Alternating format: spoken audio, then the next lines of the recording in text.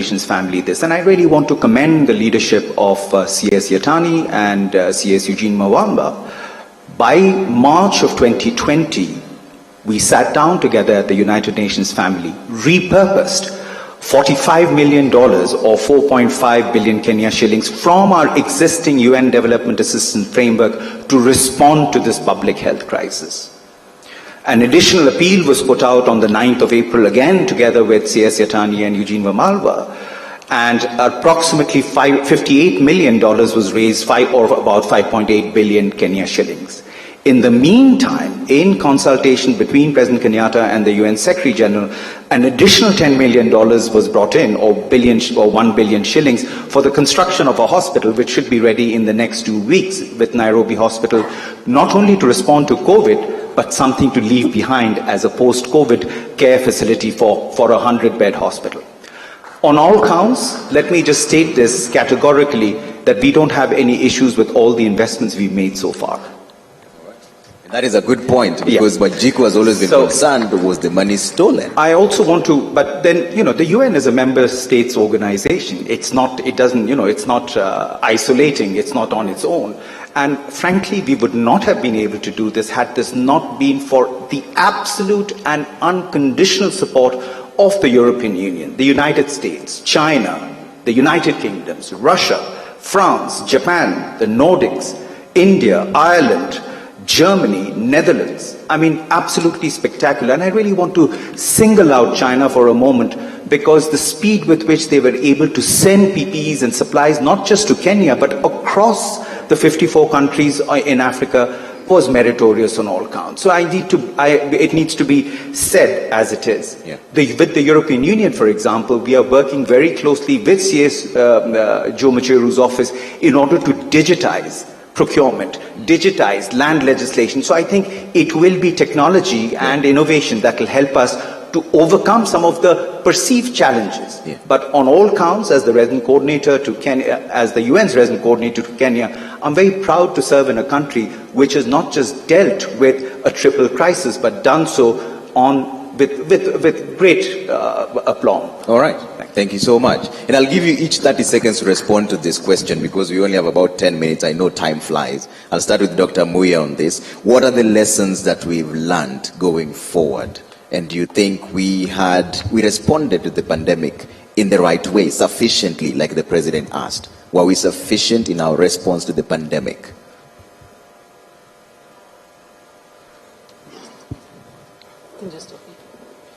Yeah, thank you. The lessons learned. First, it is the fact that we can deal with a challenge which is not normal. And that ties with what Sid has just said, because we had multiple challenges which were rolling and coming one after another one. And so, from also a resource mobilization point of view, it proved to us that we can raise resources using our networks and raise resources that are as cheap as possible. And also the fact that we can mobilize resources very quickly. But if I can also tie this answer to a question that you have asked, I want also to say we were able, against a lot of demands of resources, to very easily think about how to ration the money that we had, how to allocate, and how to prioritize.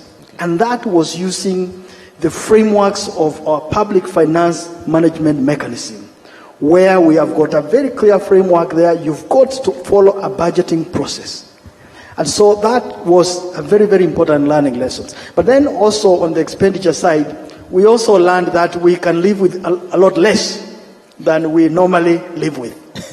Because we were able to curtail on a lot of expenditure. Yeah. And we went through the financial year well.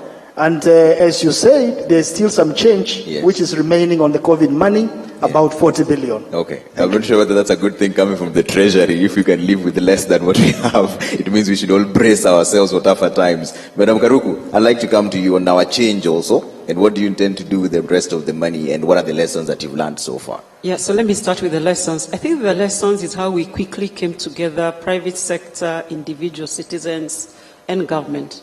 And we tried to approach this pandemic from a resource perspective. We had people giving us 100 shillings via the M-Pesa, and we had Dr. James Mwangi giving us a very significant contribution of 300 million shillings. We also had some development partners chip in a bit.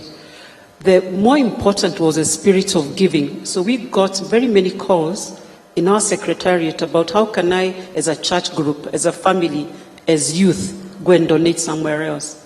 We had overwhelming requests. I want to contribute my time to your board, to your activities. What can I do? Yeah. So there's a real good thing that Kenyans have from a spirit, and I think we should never forget that. The change, I don't think things are over. We don't know. I guess we don't know, unless today we are being told there is no more COVID. So the change is to help on any other urgent issue that we may need. Yeah. We still have some people who want to give us money, I think. So I think we continue to fight on. Okay. Yeah. Attorney General, 30 seconds on the lessons we've learned and the sustainability ways going forward. Thank you. As I said earlier, we're going to be looking at policies and procedures at KEMSA and the relationship between them and the ministry. And the example I was citing earlier, which escaped my mind, was the National Youth Service, where there were similar problems. And arising from that, there was a review report which was prepared, very extensive document, and handed over to the ministry concerned. And they are benefiting from that immensely. But there is one very important aspect that I must emphasize. Yeah. And that is this. People will be prosecuted arising from what has happened at KEMSA. We as a people must learn. His Excellency earlier spoke about that unprecedented unity of purpose. Add to that effort. Add to that the most significant of them, purpose.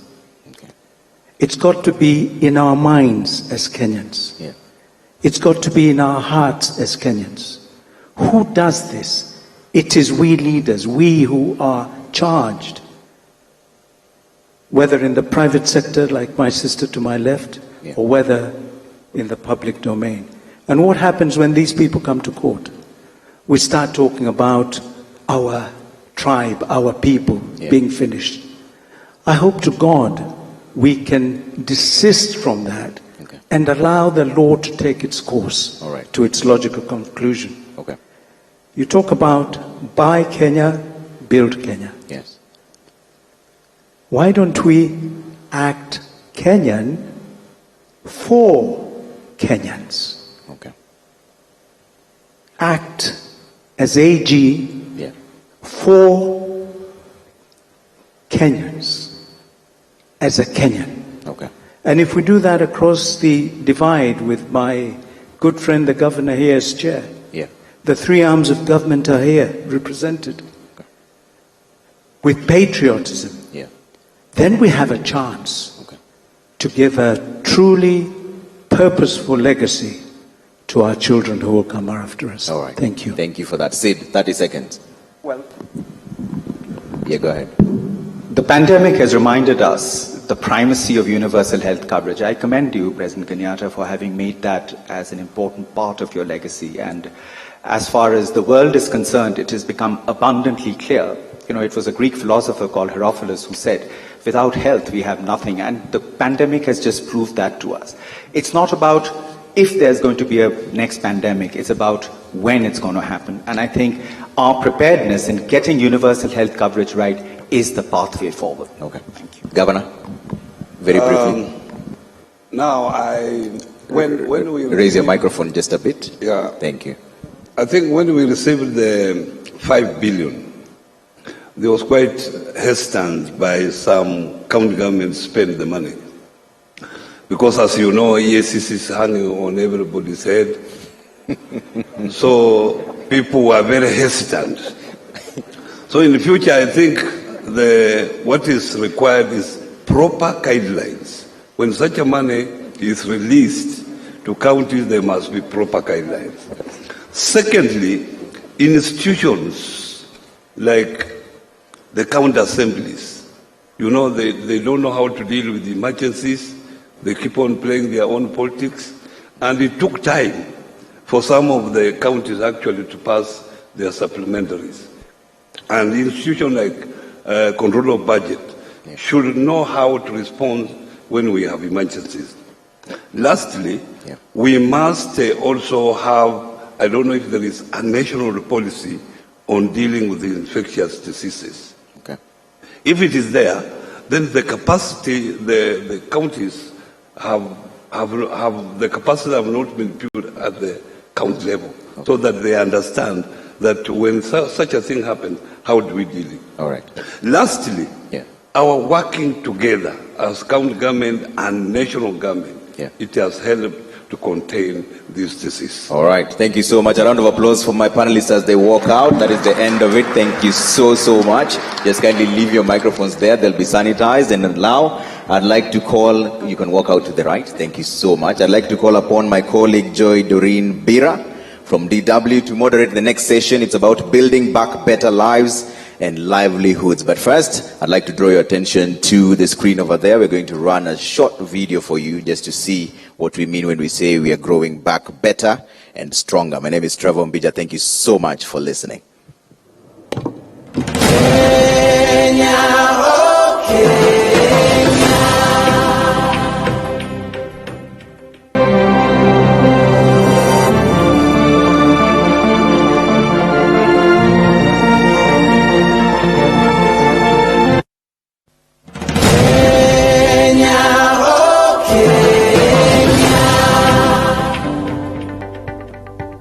COVID is primarily a disease that affects the respiratory system, and therefore we've had to deal with it as a health challenge and to ensure that we minimize the spread of the virus. The Kenyan business community has spent time and really risen up to the task to produce necessary medical commodities that used to be imported.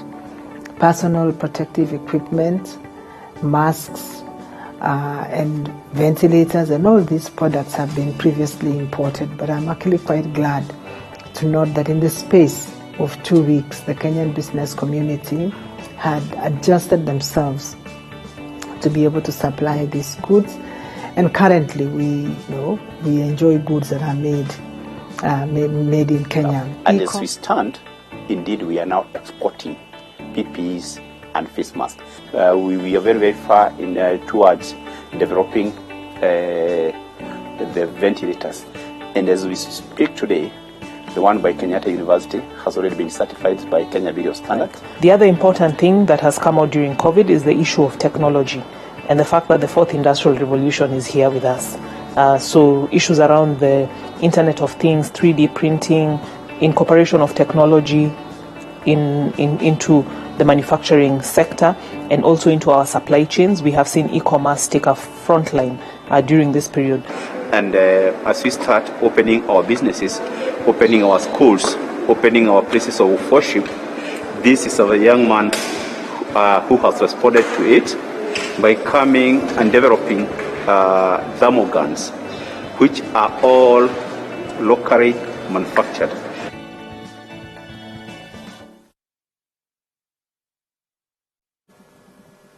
Good evening or good afternoon to each and every one of us. My name is Joy Doreen Bira, and I'm a business journalist here in Kenya. Because we've been sitting for quite some time, and I know that many of us came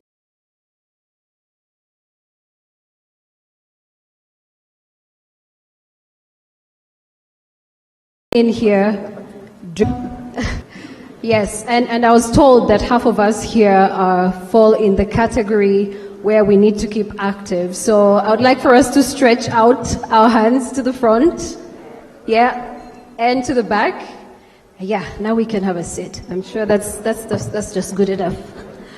All right, ladies and gentlemen, my panel basically focuses on the future, what we can do going forward, how we can build back better, and use some of the lessons that we have learned during this period to even do better.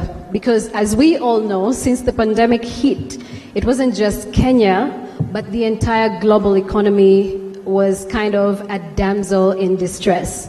So we want to look at some of the lessons we've picked out and what we can do going forward. And my first question is going to be the fifth question that His Excellency the President asked. Have we built the ability and speed in our system as we de-escalate the COVID measures? Have we built the ability and speed in our system as we de-escalate the COVID measures? And also looking at the current state of the economy, I would like to pose this question to Ambassador Ukur Yatani, who is the Cabinet Secretary for National Treasury and Planning.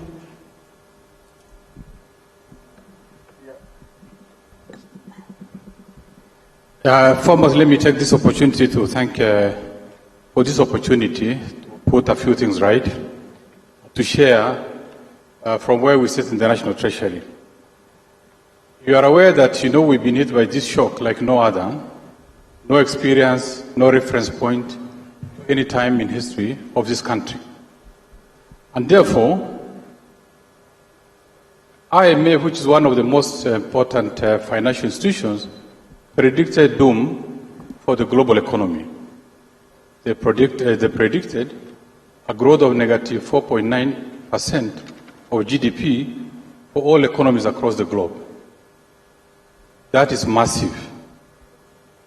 And through this, and then Kenya, they had predicted both in Kenya and the region that we are going to have a negative growth of 1%. And faced by the circumstance, we had to come in and understand how are we going to deal with it. Of course, trade has been affected, the productive sector has been affected, the financial services have been affected, and therefore also there is the compelling need to continue servicing the country, particularly in expending more on the health sector. And as a result of this, under the direction of our President, we are to come out and identify what are the critical elements that needs to be underscored. One, that there has to be a reason as to why we should contain sustaining liquidity in the economy. We are to cushion business, create, if not create, but at least sustain the jobs that are there. And additionally, there are also a significant number of this country, Kenyans, who either lost jobs or lost opportunities, and therefore they needed to be supported. Those were the parameters that we are looking at. And that's how we came with the first line of intervention, by coming up with a combination of both fiscal and monetary measures, by making sure the economy remains liquid. How did we do it? We had to take an equivalent of a pay cut as a government to reduce on the VAT from 16 to 14%. We had to reduce on income tax, both for corporate and individuals. Additionally, we had to forego taxes for any Kenyan who is working, who is earning 24,000 Kenyan shilling per month. The net sum of all these, additionally, we also put pressure on governments, both national and the county government, to honor payment of pending bills. We had to carry out a refund of VAT to the tune of 10 billion. Additionally, we also support the vulnerable segment within our society by providing resources to the tune of 10 billion cash. The net sum of addition on the monetary front, the governor of CBK is here. We had to reduce the central bank lending rates from 8.25% to 7.25%. We also had to ask the suspension of listing of loan defaulters in the credit bureau. In addition to a number of other interventions, including even taxes at the lower level. Right.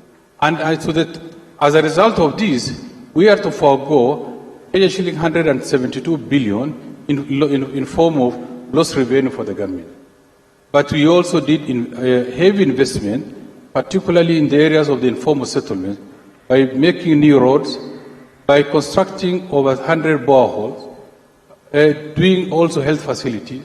And the next sum of all these is to increase the agile levels of our people, and with a view of also fighting, the spread of the pandemic. Now, we came to the second layer. The second layer, because that was a response to the initial shock. But in the medium time, we also came up with a stimulus package, where our motivation is to make sure that we will not only create jobs, but provide livelihood for the people. That's why you see the Kazi Mutani. There works along all these, and the next sum of all these is to substitute mechanization of contracts or, public labor using local labor. Right. Making sure that, at the end of the day, we have decent work to do, we can also have money in the pocket, and also support the local economy. So would you say we have built the ability and the speed in our systems to de-escalate? Very much. Yeah. Were it not for those immediate intervention, things will have been different. All right. And that's why Kenya is different from the rest of the region. And how is it different? All the vital indicators of the economy are actually, we have disproved the prediction that across the globe. We were expected to grow at a negative 1%, but now our growth is at 2.6%, the highest in Africa. Okay. And this is very positive. Yes. We have the inflation rate that was predicted actually to go through, the roof. But now we have an inflation rate that's lower than last year around this time, at 4.3, when last year was at 5%. Okay. And we are also lucky because God has also given us sufficient rain. We have enough food. And as a result of this, not only the supply of food at a cheaper rate, but also the adverse effect on the manufacturing sector has been mitigated because most of our manufacturing sector is in the agro-processing. I think those are things but importantly, we do not want to stop there. We are looking to the future, and we have come up with a recovery process that's going to take us for the number of years, and we are going to look at the micro stability. We are going to look at, resource mobilization, not from loans, but within by ensuring that the PPP works as expected. And those are and also entrenching the place of ICT, because we've realized that indeed this can be a turnaround of the economy by investing in that area. So those are things that we are looking at. All right. I would like to pose the third question that the President asked. Were we sufficiently responsive to the unknown twists of this pandemic? And in looking at it from an industrialization perspective, CS Betty Minor, I would like to pose this question to you. Do you think that we were sufficiently responsive to the unknown twists of this pandemic, looking at it from that perspective? CS Betty Minor, the CS for Industrialization, Trade and Enterprise Development. Thank you very much. Okay, I think that's the. Thank you very much for that question, and thank you very much, Your Excellency, for putting this conference together. From where I sit, I think we can answer that in a very strong affirmative.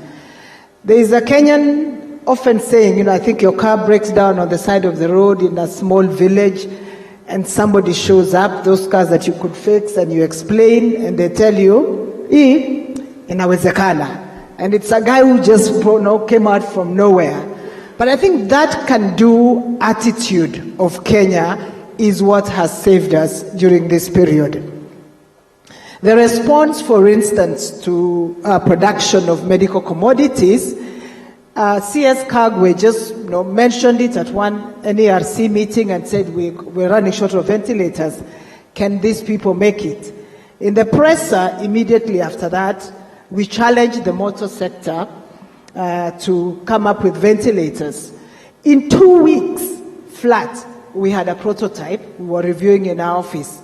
And right now, we have 2 which have been calibrated and are out for clinical tests. It's been done in less than 6 months. These guys had never done ventilators before, but now it's actually something that could go into the market before the end of the year.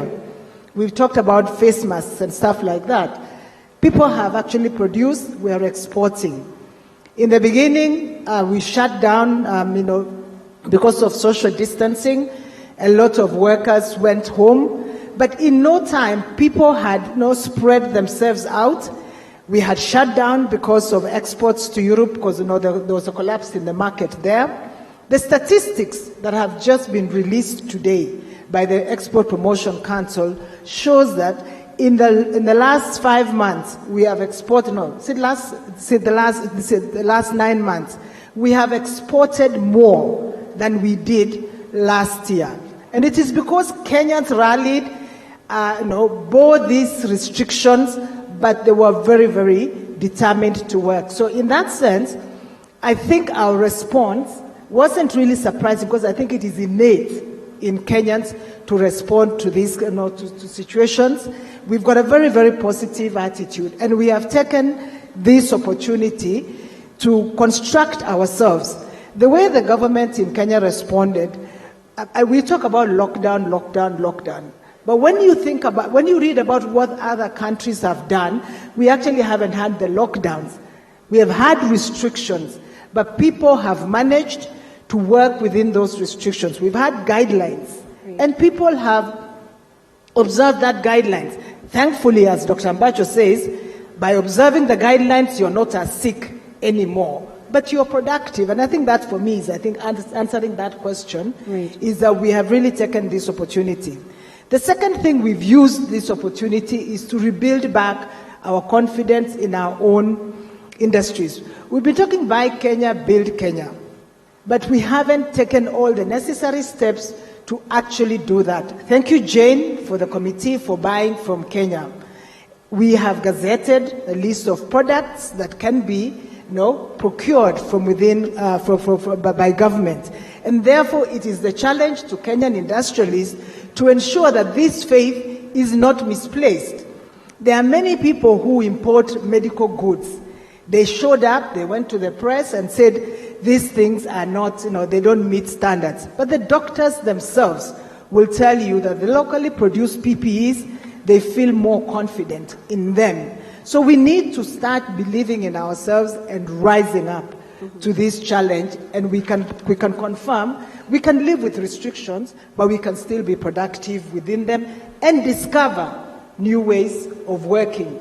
You can have a meeting without drinking tea, but you'll still have the meeting from wherever you are. So we can, we can be very creative. Okay, there are some people who say, or some experts, economic experts, who say that Kenya has relied more on import distribution and less on export production.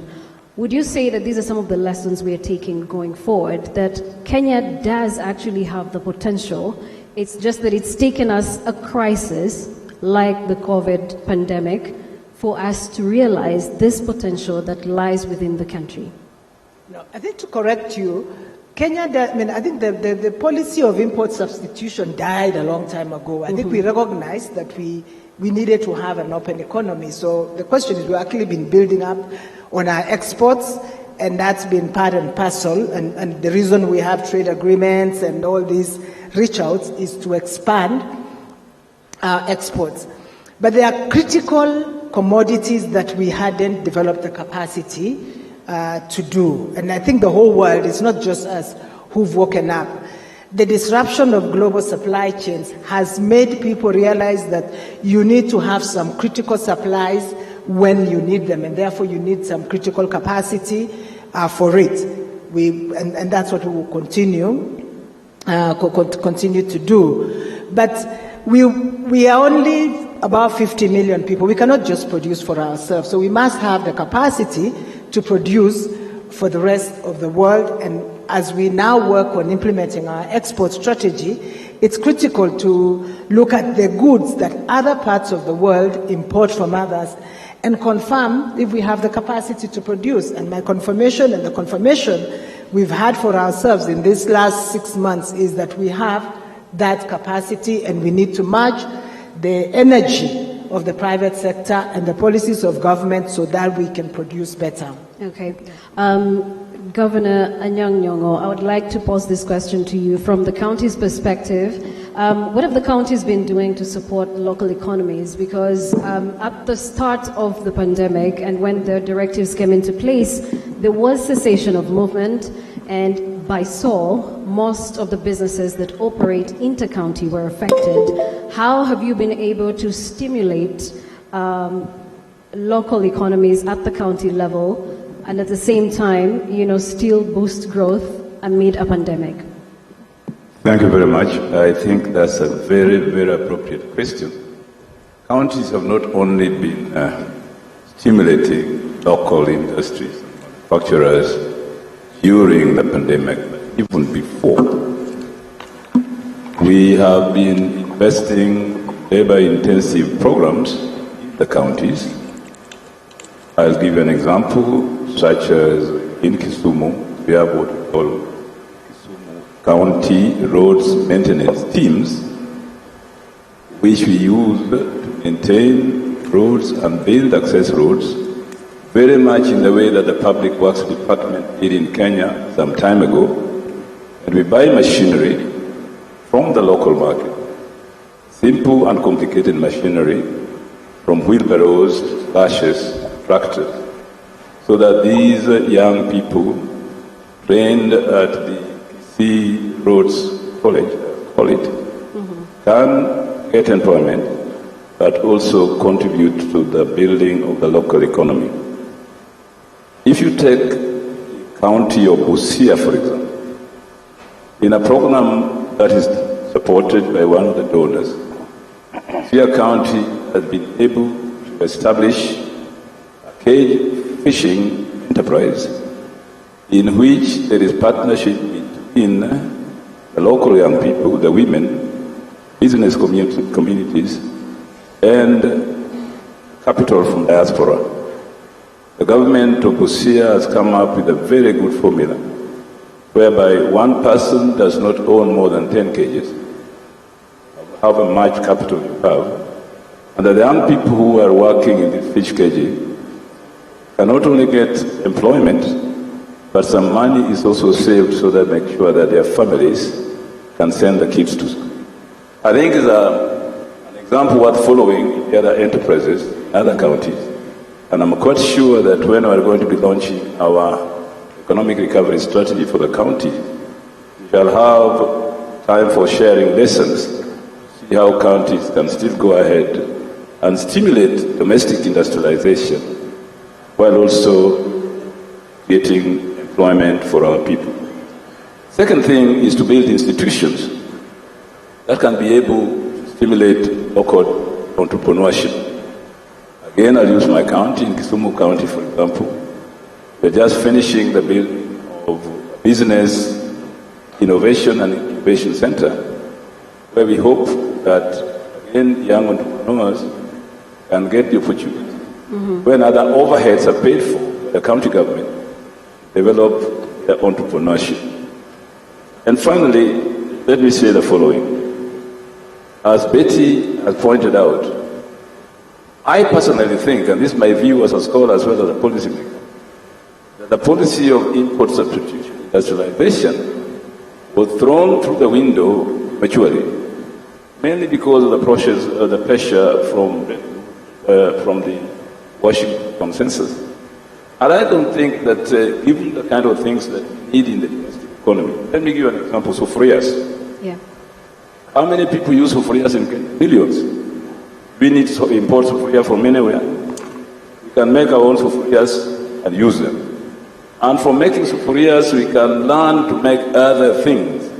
And therefore, import substitution, industrialization, COVID time, was proved to have been given up prematurely. Governor Kuti just gave you examples of the sanitizers and the sweets and so on. Many more examples can be given. So I really think that even in counties, we have seen and we have learned that in many ways we need to produce certain things locally, especially when there's a shutdown and the airlines are not coming, buses are not coming, then you must be self-reliant on certain things. Great. Finally, in the area of agriculture, Madam, I think the smallholder production, the smallholder family, is still the heartbeat of this nation. During the pandemic, we learned that without food, you can't go anywhere. Our smallholder producers, so-called farmers in the rural areas,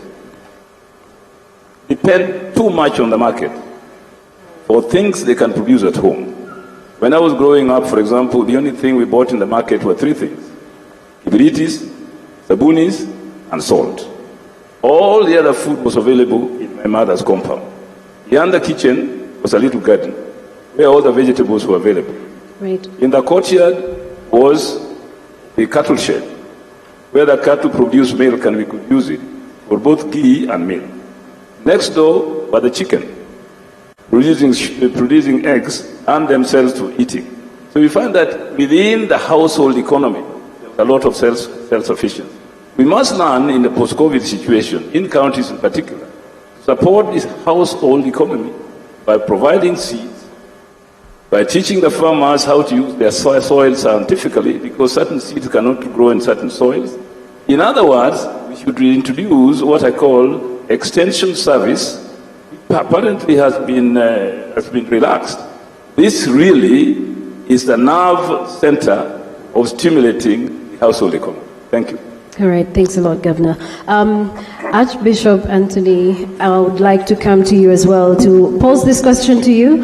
Archbishop Muheria, who is the chairperson, Interfaith Council on COVID-19. Some people last went to church, literally, when the directives were announced. And they've had to find other means to, seek spiritual nourishment. And this includes Zoom prayers, and also, going online to figure out how exactly, and just praying in their homes. But what would you make out of it? Because for now, it's been several months later. Do you think the congregation, the populations, are still close to God or to the spiritual higher power? Thank you very much. First, let me thank the invitation to be on this panel, because I seem to be the only one who doesn't have $1 written on me or a Kenya shilling.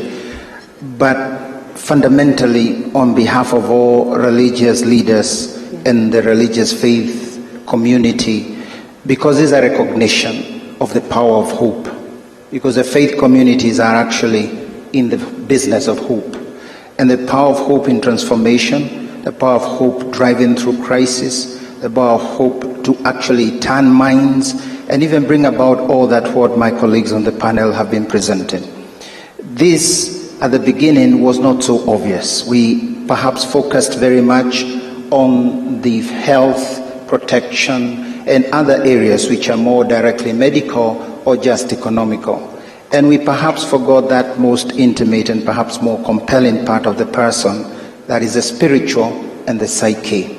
And this is where perhaps the closing of the places of worship to public brought a big shake-up for an average Kenyan, because that is where you find solace, that is where you find hope, that is where you even find yourself, because this thing that comes upon you totally disorients you.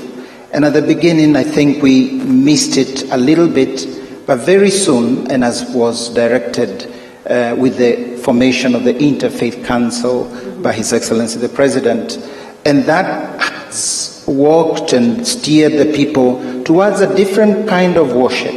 It is a connectedness that bridges the social distance, that bridges the physical distance, and bridges the spiritual distance. And that has come through technology. Of course, most of us didn't know Zoom before COVID, and we discovered it. And from having a congregation of 300, you end up having a congregation of 3,000. From reaching out maybe before to only 100 hearts, you suddenly find yourself reaching out to the whole world. And this, I think, is a fantastic achievement, because that will not end now. It is about finding out how we can scale up this kind of connectedness. At the same time, I think that people have been a little more attentive, because the vulnerability of the human person has been exposed. Irrespective of your level of social status, irrespective of your financial status, and even technological advancement, we find ourselves all at equal ground when COVID came in. And so suddenly we find it is not enough to have an insurance of health or insurance of wealth. And suddenly God comes into the center of all this, And since our nation is very God-fearing and God-loving, I think this is also a wake-up call that all that we are doing in development must have God very much in the center. And that's why we thank even the religious leaders who have played a tremendous role in complementing government efforts, in reaching out to compliance, reaching out to follow up the guidelines we've received, and even to give hope. And I think if there is anything that COVID has been very strong on any sector, it is to awaken the power of hope. And that power of hope comes from a deep-seated faith. Right. So to answer the question you asked, yes, people are still perhaps at home, the elderly especially, but their faith, I think, is undented. They have discovered new ways, the ways of the radio for the upcountry and rural community, the ways of the TV for those who've got that access. But I also think even the ways of family worship and being together before God and feeling a new calling to play a very important point and role of solidarity in our nation. So yes, it has been a lesson, but I think it's a lesson that has made us grow and has made us even more godly, I believe. Are we going to see more Zoom prayers and less people going to places of worship? No, I think we'll see more people going to places of worship and more people participating in Zoom forms of worship. It will be not now going back. I do believe we're going to go forward. In our going to all the counties with the Interfaith Council, which has done great, I think that is what we've received, an overwhelming response that people are hungry to be connected, but at the same time recognizing that times are changing and we are learning. Many religious leaders who didn't have any IT exposure suddenly have become IT experts with their iPads, with their Zoom cameras, and I think that is now a new space of reaching the God's care to the people. And beyond just the fact of religion, I think it is a point of hope, challenge, and that God cares for us, but we must now do more, even moved by the fact that God has protected us. Great. I would now like to come to Jaswinda Bedi, who is the proprietor for Bedi Investments. Before the pandemic, you were not manufacturing masks or PPEs, and then came the pandemic and you had to reinvent, and now you are churning out possibly the highest number of PPEs in the country today. What informed this, and what lessons, what business lessons have you drawn out of this pandemic period? Thank you very much. I think I must thank His Excellency the President. He called me early March, I still remember, and those words still come back to me repeatedly. And he said to me, Bedi, we need an in-country local solution. We don't have enough PPEs in Kenya. And I said, Your Excellency, we don't make PPEs, but let me think about it and let me see what I can do. And within no time, in 10 days, literally, I had a prototype ready. I went to the Minister's office, Minister Betty was sitting here with me, and I said, Minister, I have developed this prototype PPE, and I would like us to take it forward. In less than 2 minutes, she called Minister Kagwe, and she arranged my meeting in literally 2 hours. I was in the Ministry of Health, and Minister Kagwe called his entire team, all the doctors, everybody you could think of into a meeting, and said, guys, we have a local solution. And of course, from there on, the testing went on and things went on. And it was, for me, a learning experience that had it not been the challenge that Your Excellency you gave me personally, this wouldn't have happened. It actually encouraged many other factories, not only my own company. It encouraged more than 100 factories today who are doing this. And yes, we had to reform ourselves. It was a question of repurposing. It was a question of retooling, reinventing, re-engineering, refocus. So my biggest buzzword today is re. What else can we redo? I mean, what should we reinvent, or how can we be resilient, and the recovery, the redesign, the reimagine. So that's what this has taught Kenyans. And you know what? I was reading something the other day from Dr. Zeus, and he said when bad things happen, you have 3 choices. 1, you can either let it define you. 2, you can let it destroy you. 3, you can let it strengthen you. One thing I can say with any fear or contradiction is, as Kenyans, we chose, let it strengthen us. And as Kenyans, we are much stronger today than we were pre-COVID. All right. we are much stronger and there's more resilience, and that, I guess, is the spirit of what we've been seeing since the pandemic broke out. People have been doing unconventional things, but still being able to stimulate growth in the economy. Ambassador Yatani, I would like to come back to you. In terms of policies going forward, many Kenyans, if not all Kenyans, are expecting that growth will be facilitated through the different interventions, like the ones we have seen during the pandemic. They have been reliefs, both fiscal and monetary interventions, and a lot of people are now saying, is this going to go forward? And if not, what are some of the policies that will need to be reviewed to be able to stimulate the next fiscal year, for instance? Yeah, thank you very much once again. And it's really important to realize that every problem provides opportunity as well as new coping mechanism. As a country, as an economy, we are still determined to rationalize government expenditure, but promote to a great extent private investment. And to this we are now trying to support by all means, particularly the micro, small and medium enterprises, by coming up with a credit guarantee scheme, where the national government has already provided a seed capital of 10 billion, and as a result of engagement with the banks and other institutions, we already prepared the framework and will be rolling the next few weeks. This now will provide access to the SMEs, where they'll be engaging in the various fields, create jobs, create markets, create opportunities. Additionally, we'll also continue to invest on the agenda for projects, because they are the life, the blood of this country.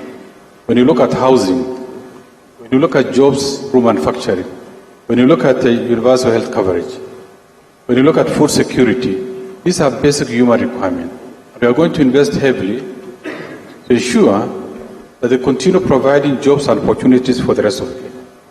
We are also looking at policy reforms in the tax areas by seeing that, so that our policies and taxes will be more facilitative for a good business environment rather than punitive, or rather than just as a basis of collecting revenue. And to this extent, we are now reviewing part of taxes, like, the turnover tax. You remember, at the onset of this challenge, we are reduced from 3% to 1%. And we want to continue sustaining that, because that's where most Kenyans are, and we want to be more facilitated. We also want to streamline tax administration by making sure that people who are supposed to pay, they pay without options, and ensuring that, there are no leakages. But to a great extent, we also want to grow the base. Rather than, just tax a few people, we want to grow the base by ensuring that most Kenyans who are within the tax bracket pay, because we cannot survive without those taxes. We cannot survive without revenue. We want better and enhanced service delivery.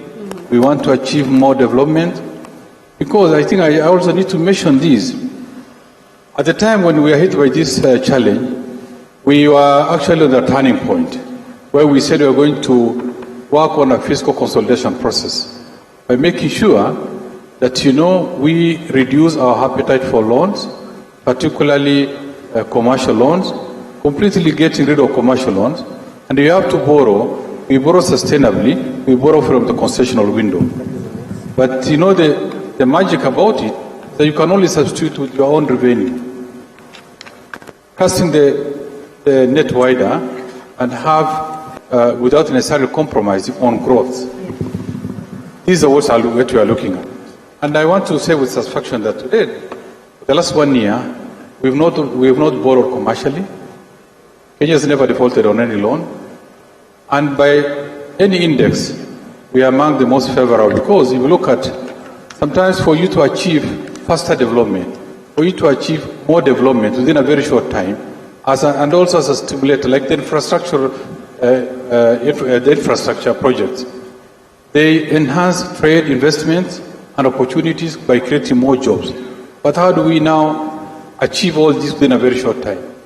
And the kind of resources available to us are not adequate. And all countries, all developed countries, have a basis of borrowing. Look at Japan. To the extent of 238% of the GDP, that's what their Lord set us. And we are at 57. And many countries, and the US is about 110. So the countries that we depend on for support, they are also developed as a result of borrowing. So those we are looking at many other measures by also rationalizing government expenses. There are certain expenses that does not add a lot of value. Right. If you look at foreign travels, the past we've been traveling, uncoordinated and in whatever numbers. All this is now outflows of our foreign reserves to go and do investment and create jobs elsewhere. Instead, now we are, through the stimulus package, we have looked at those critical sectors of growth on tourism by supporting them to be up and about, enabling support in the areas of renovation by supporting the conservancies, looking at employment within our own support, the teaching sector, and all these. So those are the policies that we are looking at. As much as I said, but we want to concentrate more on mobilizing resources locally by strengthening and enshrining, the public-private partnership as a core of our business and resource mobilization for realization of faster growth. All right. You talked about resource mobilization locally, and a good number of experts, again, are worried about Kenya's public debt. We're looking at an economy that has seen an increased number of unemployed citizens. And so when you look at these two situations, at the end of the day, what Kenyans want is money in their pockets, or where it's going to come from, at least. And because the government's role is to provide an enabling environment for the private sector to be able to create jobs, how do you think this is going to work out going forward? I think you've correctly indicated that, the role of government is to be a catalyst in the economic activity, the various economic activities, through relevant, timely, and appropriate policies, by also creating certain incentives on a number of areas. And I think we also cover quite details on the tax regime. We are now looking at, whether our taxes addresses all these concerns. To a great extent, yes. But the areas also that requires reform. And those are areas that we are looking at. We want to closely work with the private sector, and we have already done it. In the preparation of the stimulus package, also the first incentive, as well as also the recovery process, the private sector is on board, and we know together we now look at those indices that if investment is done properly, is going to enhance the outcome of the desired process. But we are not also on our own. We operate within a region of the Southern community. We also have to be alive to the policies and directions of the community. Right.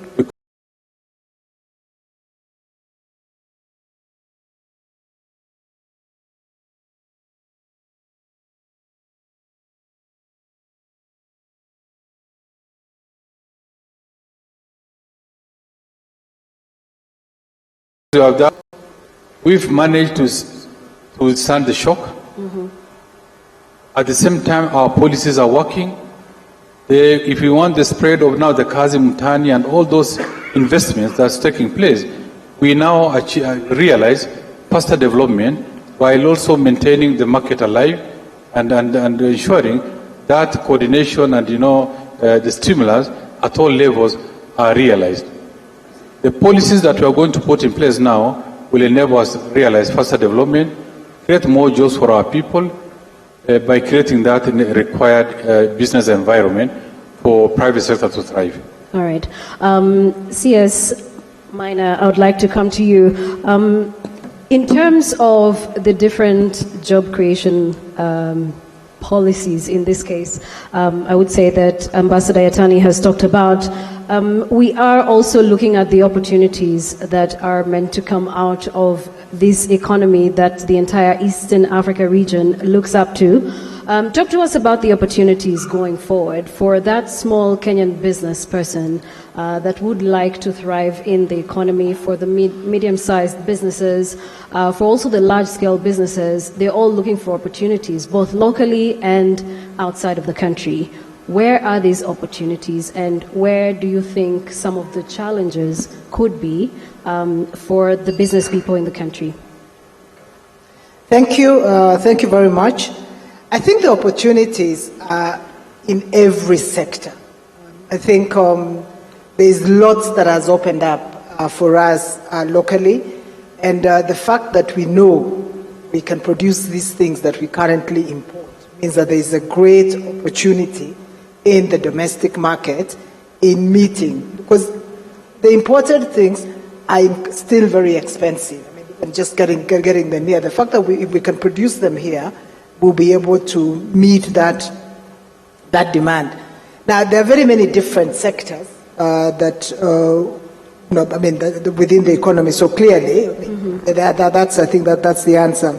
But the second answer is that there's also a great opportunity in the external market. The Africa Continental Free Trade Area, for instance, we've done an analysis, and it shows that even just basic foods, processed foods, there's a lot of opportunity because that is currently imported into the continent. So for our agro-processors, these beans that you pack and only send to Europe, you can actually pack and send to Cote d'Ivoire, you can pack and send to Congo. The fish that we have here, with the chicken, for instance, people will tell you in Congo, they can't get good chicken. And here you are, we say we don't have a market for it. So there's a great opportunity for agro-processed products within the continent.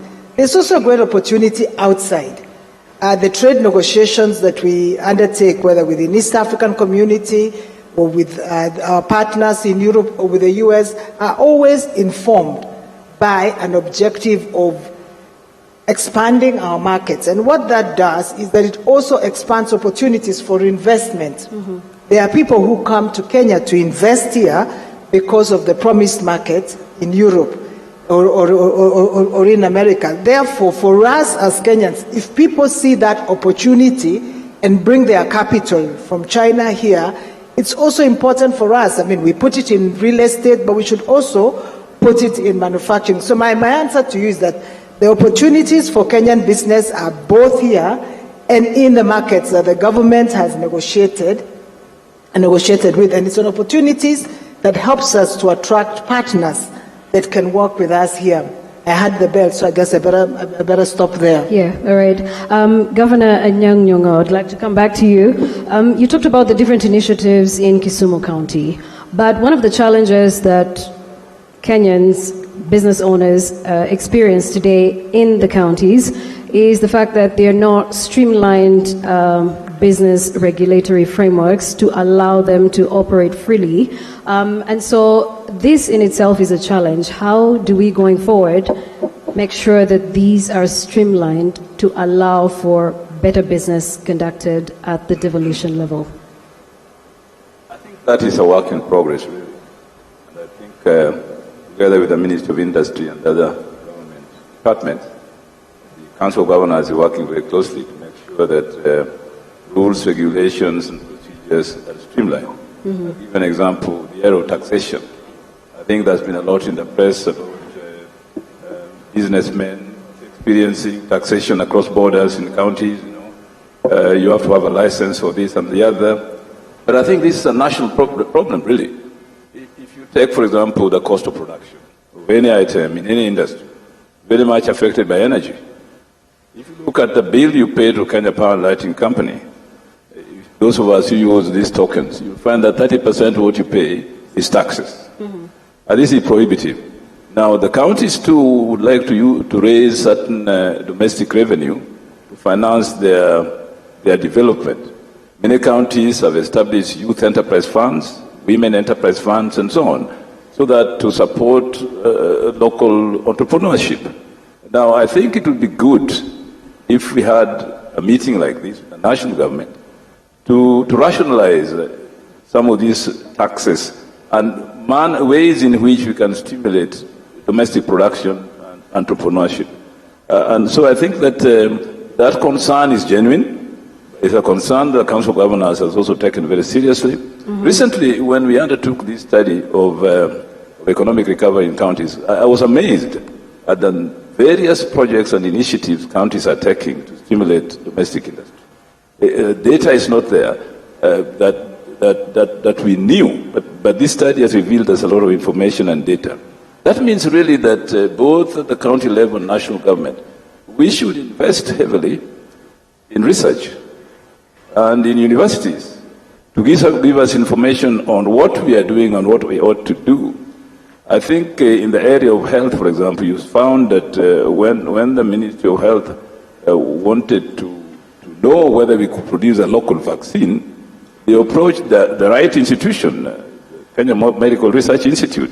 Right. And that approach itself showed you that the Ministry of Health did not know or was not quite aware what the KMD was doing in terms of doing research in such vaccines. And you remember a debate ensued whether the ministry had invested enough in Cambria and so on.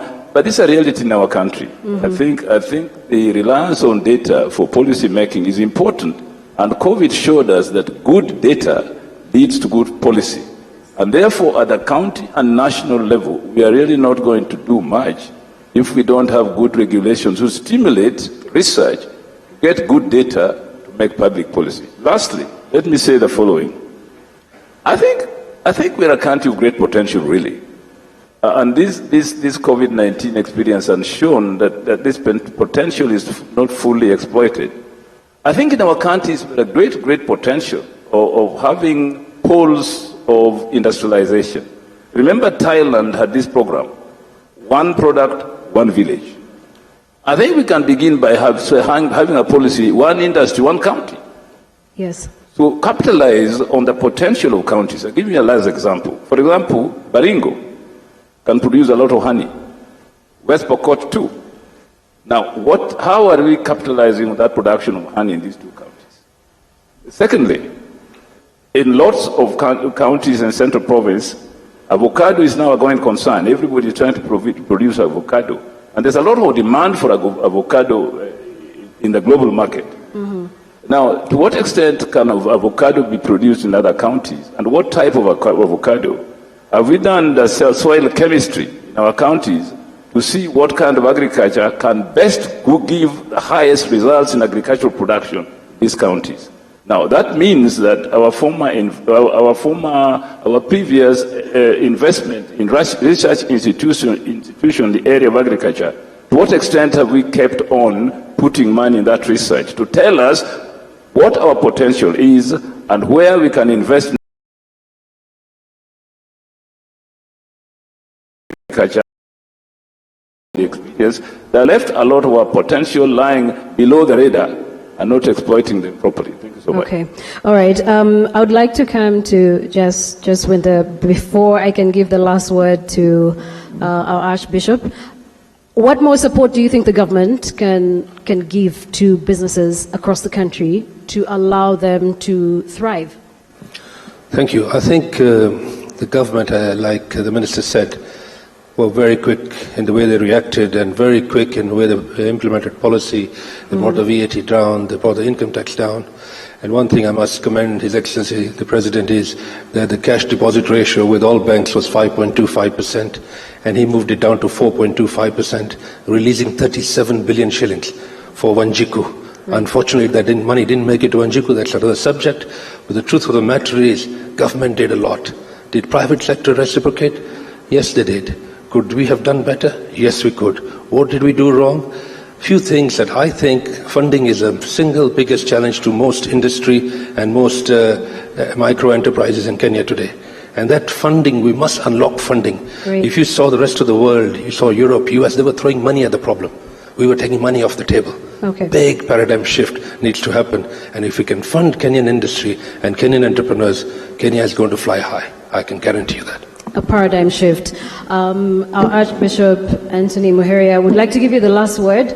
Kenyans are to an extent depressed, understandably, because there's been loss of lives, There's been, teen pregnancies, gender-based violence, and all these things happening in our societies.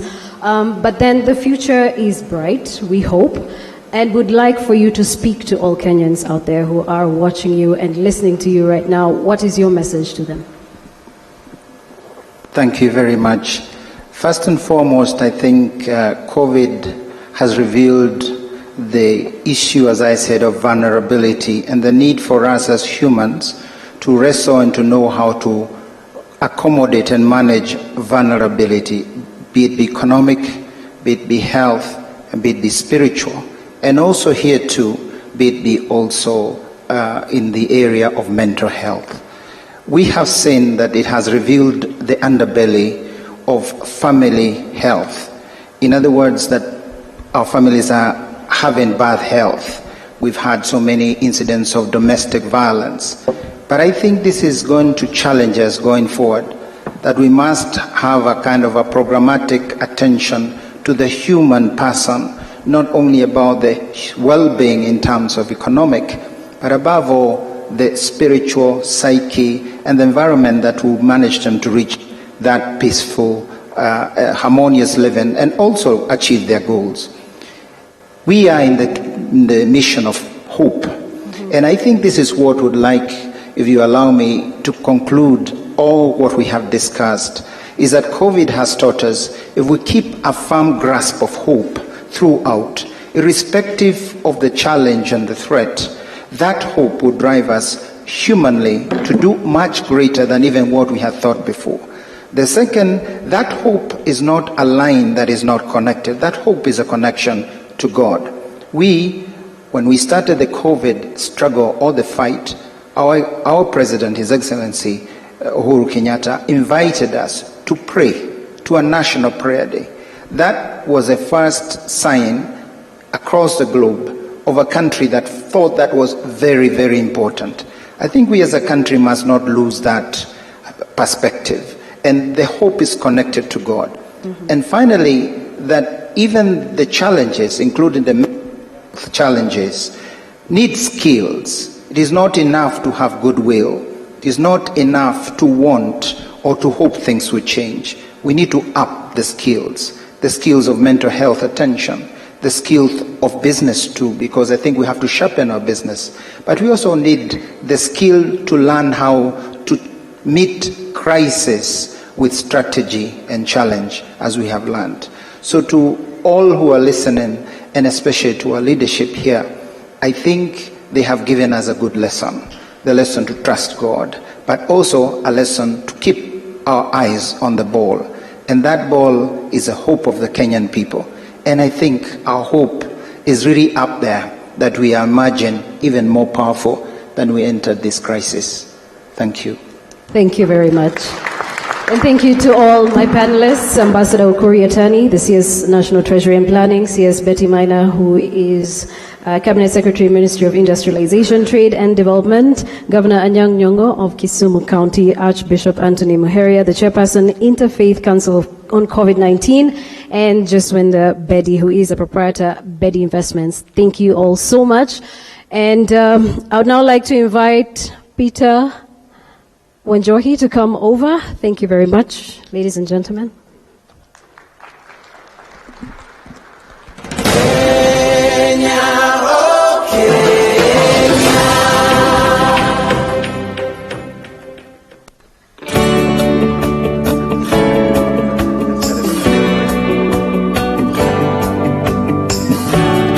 The National Hygiene Program, also known as Kazi Mtaani, is a national initiative designed to cushion the most vulnerable citizens living in informal settlements from the effects of the COVID-19 pandemic. Kazi Mtaani kicked off in April 2020 on select informal settlements in Nairobi and 7 other counties. The program employed over 26,000 workers in the informal settlement. As a government, we have started to harness the energy of our young people, engaging them in the National Hygiene Program that is more commonly now being referred to as Kazi Mtaani Initiative. We started a project to not only rehabilitate, but to ensure that they earn a living. So whatever the youths here are earning are the street family earning in Grogan Road. That is one of the success stories we have engaged on, and that is almost killing 3 birds with 1 stone. One, we have given them employment to rent their own shelter. Most of them are now not living in streets. Thirdly, we are trying to change their mindset by having 1-hour lessons conducted by National Youth Service on how to rehabilitate them to return to normal life. Tunachapa kazi, by the time unaenda home, umechoka, unashao na relax. Maneno ya usalama imeimarika. Naambia hadi president wetu asante sana.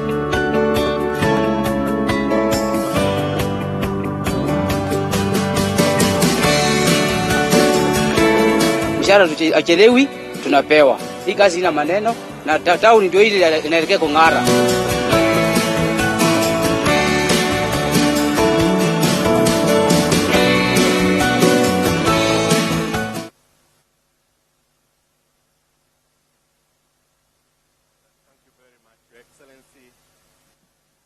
I think it's important we applaud all the panelists and all the moderators for a job well done. And with your permission, Your Excellency, I will now invite Cabinet Secretary Dr. Fred Matiang'i to guide the program. I will most humbly request that we strictly follow the timelines that we agreed. Kindly, Waziri Karibu.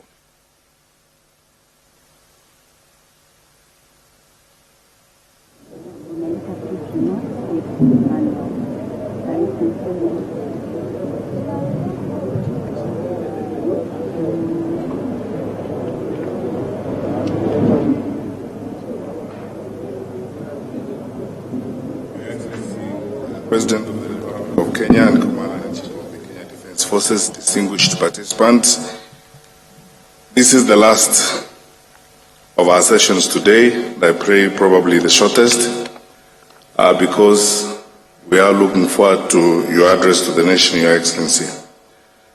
And with utmost humility and tremendous respect, may I request the following honorable gentlemen to come up front. The Honorable Senator Kenneth Lusaka, the Speaker of the Senate, the Honorable Justin Muturi, the Speaker of the National Assembly, the Honorable, the Chief Justice of the Republic of Kenya and President of the Supreme Court, Mr. Justice David Maraga, the Honorable Musalia Mudavadi, Honorable Wycliffe Oparanya, the Chair of the Council of Governors, and finally, the Right Honorable Prime Minister Raila Odinga. During this session, Your Excellency, we will give the leaders of the other arms of government who are here and the critical role players in this process an opportunity to each make very short reflective remarks or responses to what has happened today and what the experiences have been in the war against COVID, because as leaders we believe they too have a perspective on what has been going on and how we will move to the next level. I would like therefore to request, I have been asked by the moderators just to spend about 10 minutes, which means about 2 minutes or so each one of them. I would like to request the Honorable Musalia Mudavadi to start us off.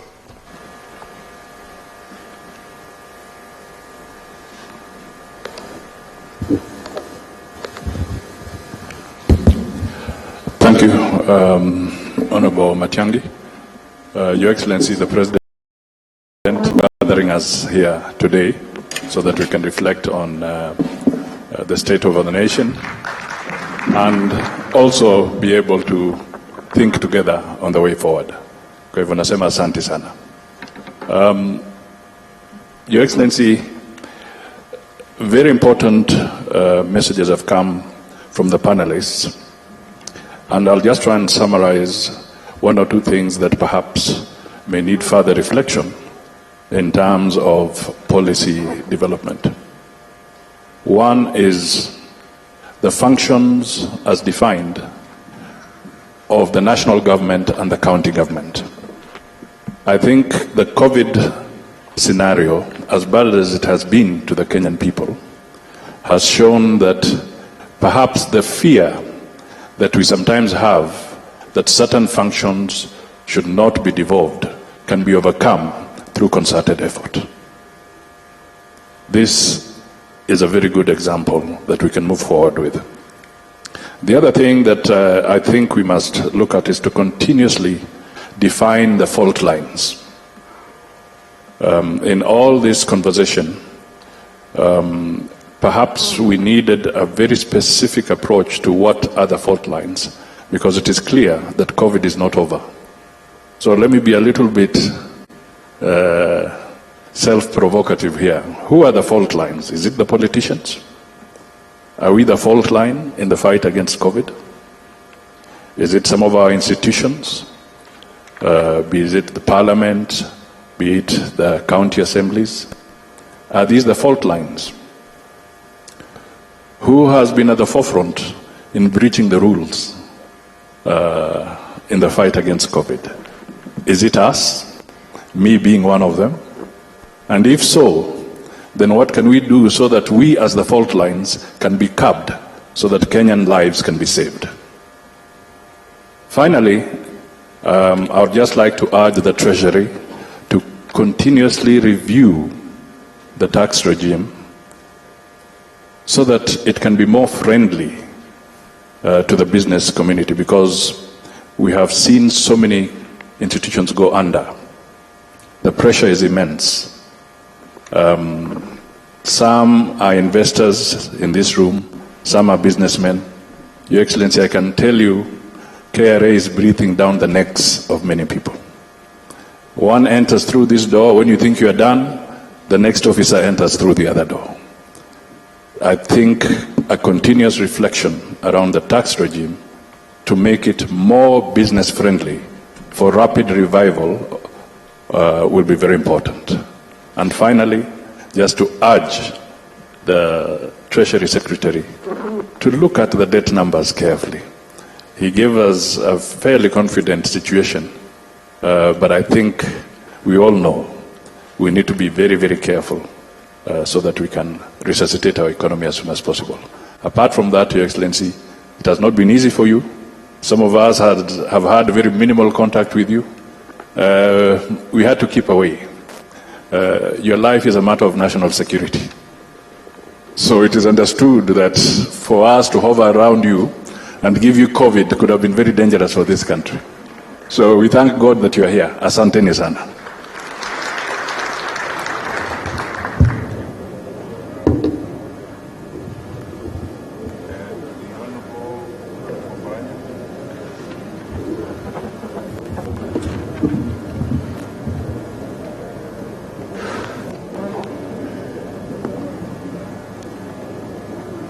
Thank you very much.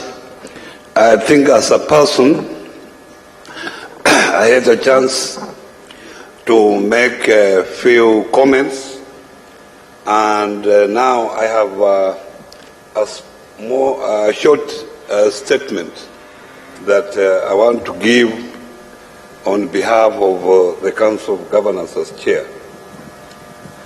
Your Excellency, on behalf of the county governments, I take this opportunity to express our gratitude for inviting us to participate in this conference. We appreciate your continued leadership over the last 6 months. The protocols and guidelines developed since the first case was confirmed in the country have been useful in enabling the counties to confront the virus and reduce the infection rate.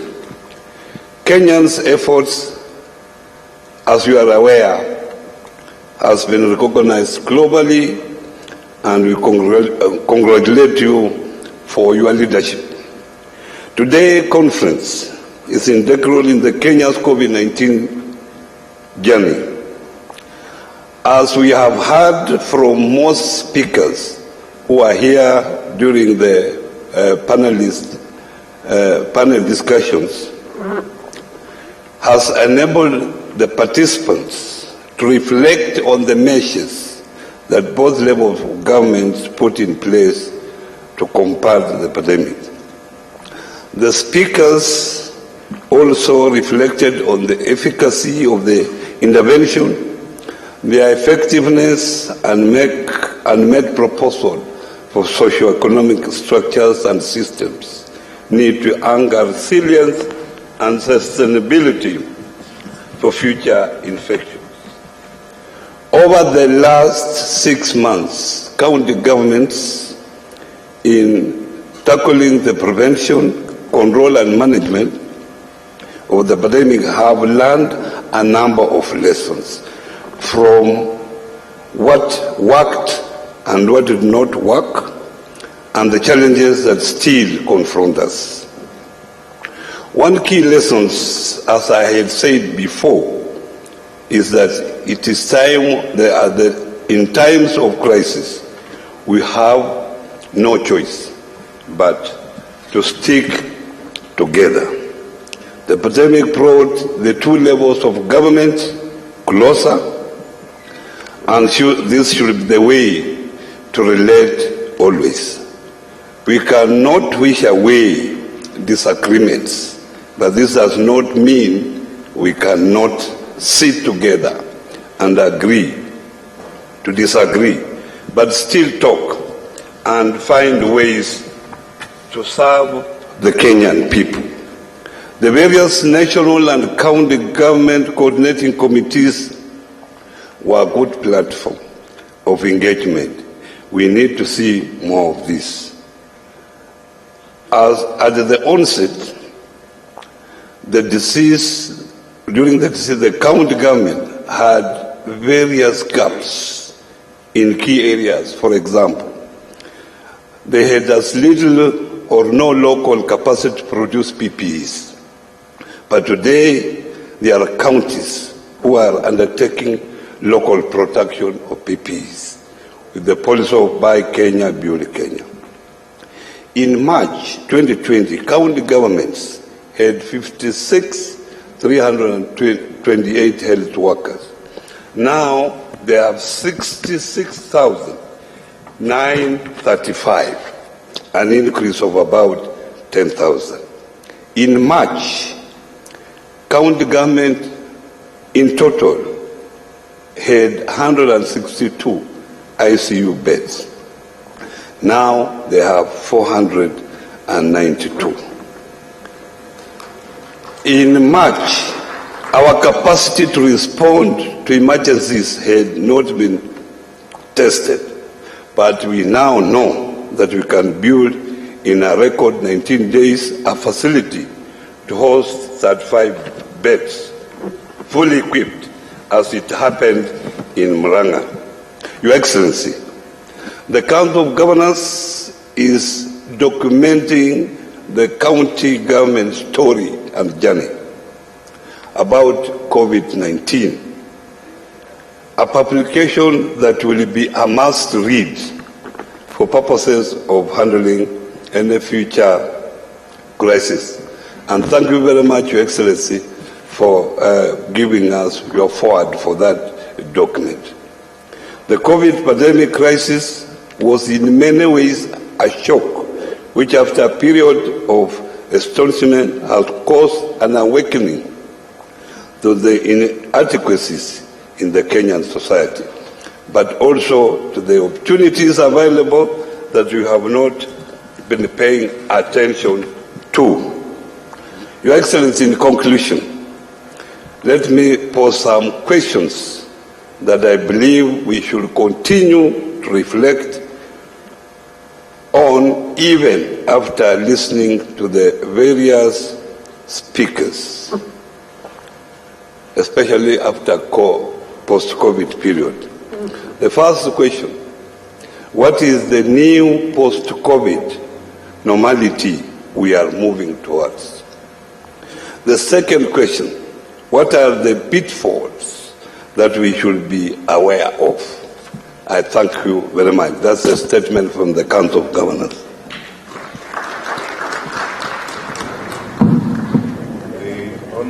Speaker of the Senate. Thank you very much. Your Excellency, the President and Commander-in-Chief of our Defense Forces, all protocols observed. On behalf of Senate, I also want to report that immediately we were confronted with this problem. We did form an ad hoc committee of 7 members who successfully worked on a bill, what we call the Pandemic Response and Management Bill, to give it such pandemics a legal framework in future, because I'm sure this is not going to be the last one. It was passed on 30th of June 2020 and forwarded to my brother Speaker Muturi in the National Assembly. I'm sure once they conclude and you are sent to it, that will give us a legal framework on how we should handle future challenges like the one we faced. And the committee also did make some recommendations, and some of them are, they asked for the operationalization of the Micro and Small Enterprise Fund, which can assist those affected at such times.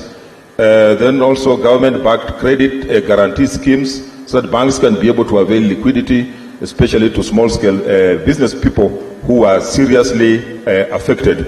And of course, as Senate, we also did raise the red flag to the county governments whom we oversight that, it's during such times that a lot of rules are broken, especially in procurement. And that we really urge the county governments to ensure that they follow the law, because oversight will still continue even with or without COVID-19. So we'll continue, on behalf of Senate, we'll continue giving the necessary support to the executive and other arms of government whenever we are faced with such challenges. And I also want to laud on behalf of the Senate, Your Excellency the President, the ministers, and all who are involved in this, who are involved in sorting out the challenges that we are facing, and reassure you that we'll continue giving the necessary support. Thank you, Your Excellency.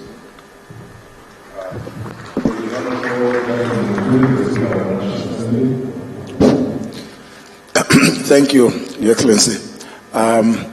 Just to appreciate the statements that have come from the various speakers who have spoken to us this afternoon, and to state that at the National Assembly level, and indeed as Parliament, we remain very focused about what policies we need to put in place. Of course, the various measures that CS Yatani has talked about, the Honorable Mutai Kagwe, they will not have run the force of law if we did not remain engaged. And we therefore would want to assure that going forward, all that may come from the executive with regard to policies necessary to address the post-COVID-19 period will find us ready to engage with the, because it is not rocket science to really appreciate that, yes, as has been said by Archbishop Maria, hope is extremely important at this time. Thank you very much.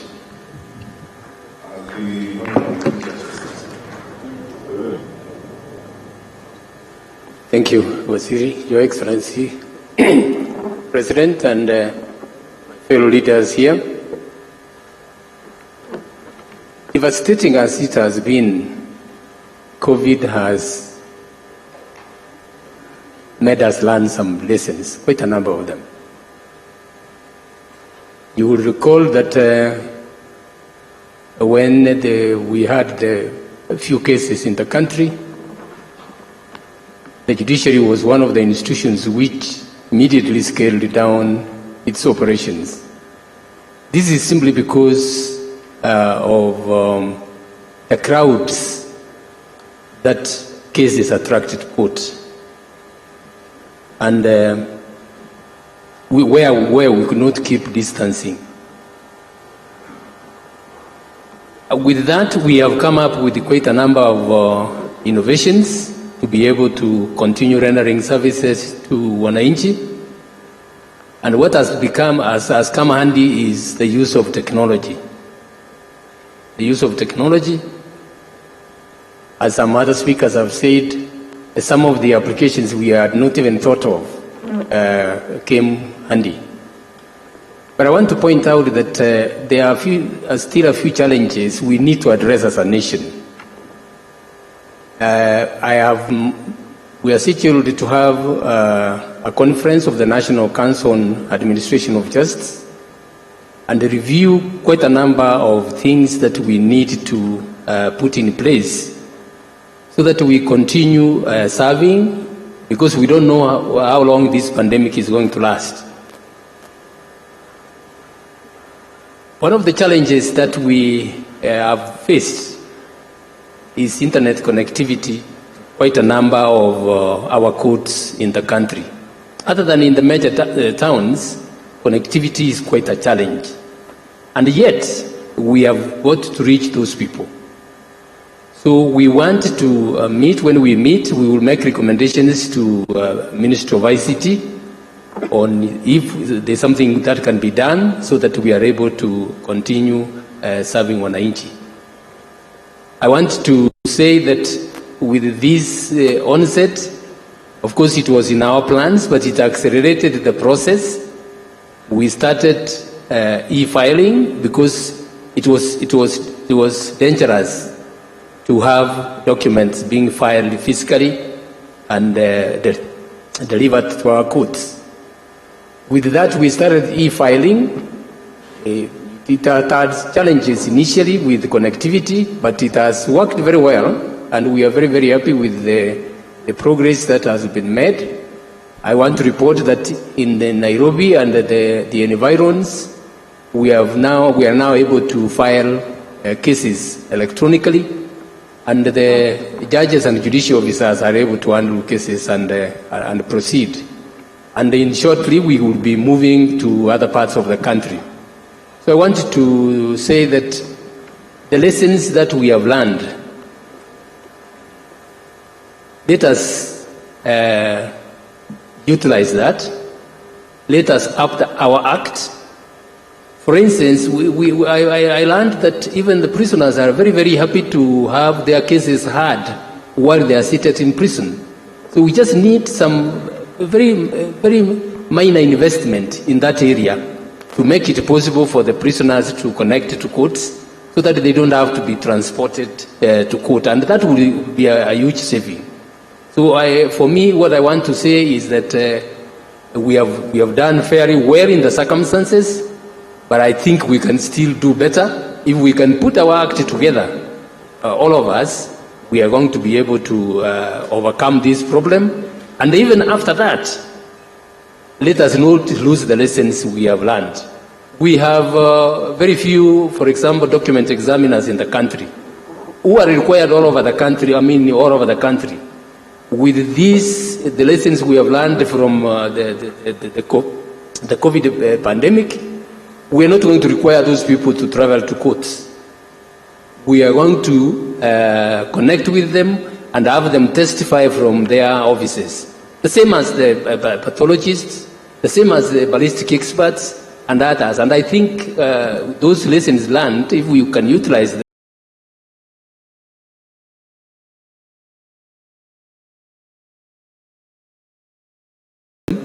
and get this over. Thank you very much. Finally, the right honourable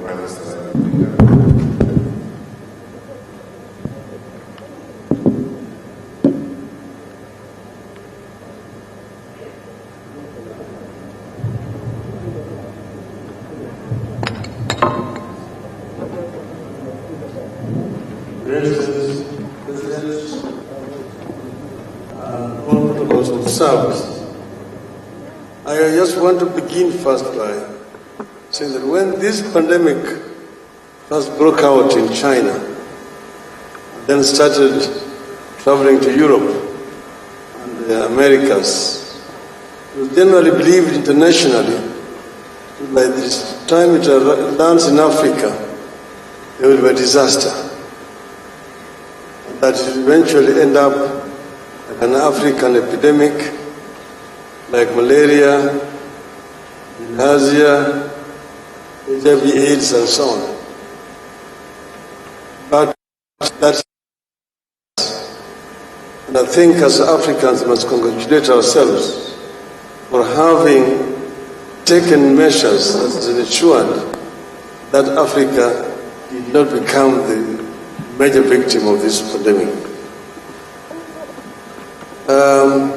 I hear back home we need to congratulate ourselves as Kenyans. I want to congratulate the Kenyan people for their patience, their resilience, and caring toward each other. This has helped us to reach this far. Also, we need to convey our condolences to families who have lost their loved ones.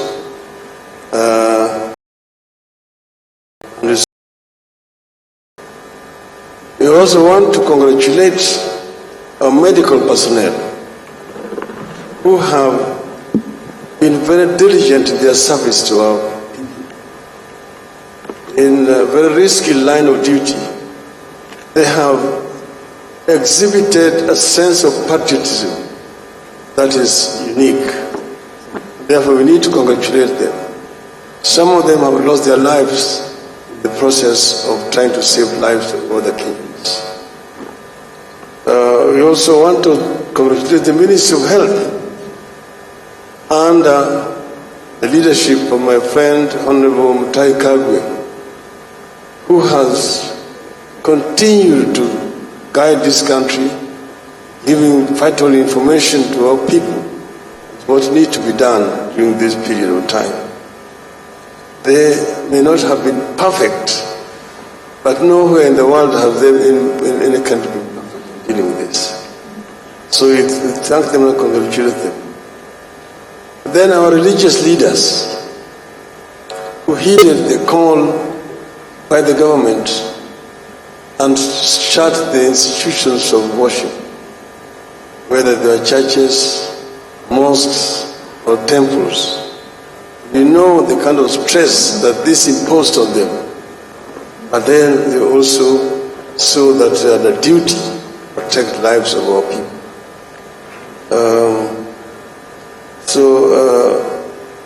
We want to congratulate them. But this pandemic has also produced young heroes in our country. The innovators, young innovators. There are people who are able to produce ventilators, beds, masks, PPEs, and so on in this period of time. It really shows a sense of innovation that our people have, and that given an opportunity, our people can excel just along the other youth in the world. Then we want to also thank our small-scale farmers. Let's remember them. Those who produce cassava, potatoes, fruits, maize, millet, chicken, and so on, who have continued to serve our cities and towns during this period of epidemic. From Busia to Kitui, to Mandera, to all over the place, they've done commendable work. Then we have also our truck and van drivers and border riders who have provided a critical link between the production and consumption supply chain. Some of them have been doing this thing at great risk to their personal safety. But there's something that we've learned from this, Mr. President. There's over-reliance on imports in our country. It's risky and dangerous. When the world shuts down, like the world is shut down, you find yourself in a situation where you're completely helpless. That's the reason why we're saying that made in Kenya and made for Kenya should not just be a slogan, but it must be something that we want to realize.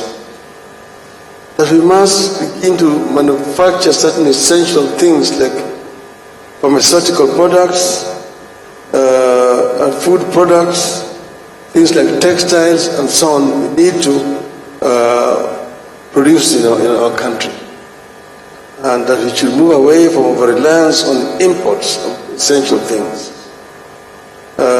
We must have a national list of essential goods and products that must be produced locally.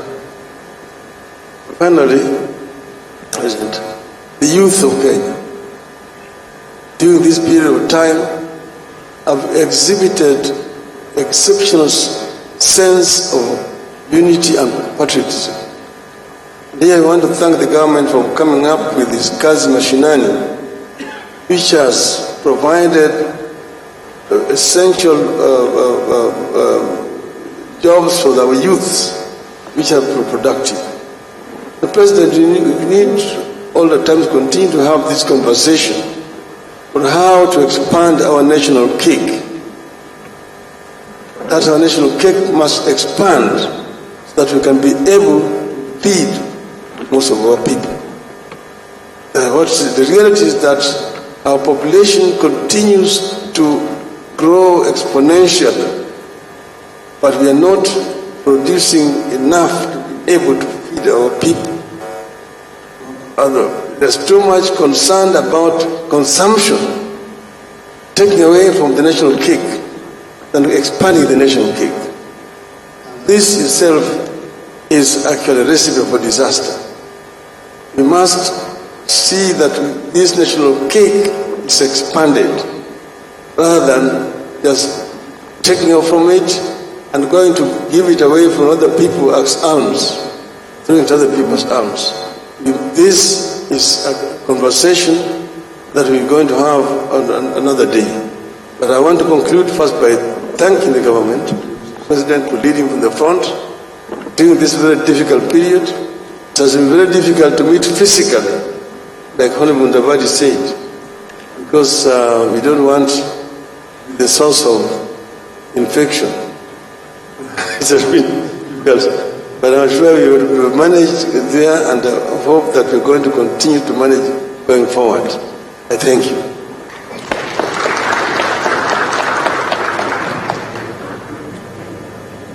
Excellency, distinguished participants, I request the gentleman up front to remain seated there for the next few minutes. On behalf of my colleagues, both in the National Emergency Response Committee, my colleagues in Cabinet, and the entirety of the executive branch of government that has worked together with our colleagues in the Council of Governors to put this together. Your Excellency, we are very grateful for the opportunity, and we thank you so much for putting this meeting together. Ladies and gentlemen, we've come to that point that we have all been waiting for, and it's now my distinct pleasure and privilege to request you please to be upstanding as I invite His Excellency, our President, to speak to us and bring this meeting to an end. Your Excellency, sir.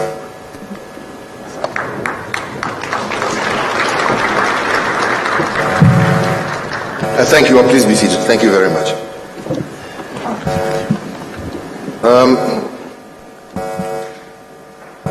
Fellow Kenyans and conference participants, my greetings once again. But before I begin with my concluding remarks, I would want to request that each and every one of us, for the 700 Kenyans whom we have lost during this period.